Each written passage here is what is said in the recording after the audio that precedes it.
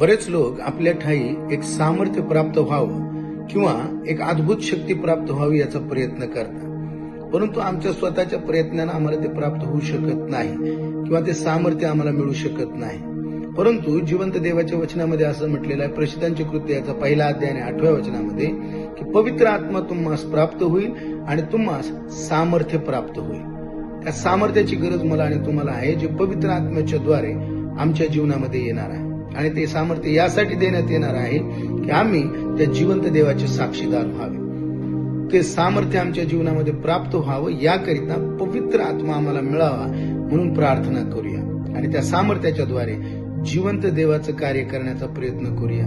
देव निश्चितच आमची सेवा आशीर्वादित केल्याशिवाय राहणार नाही.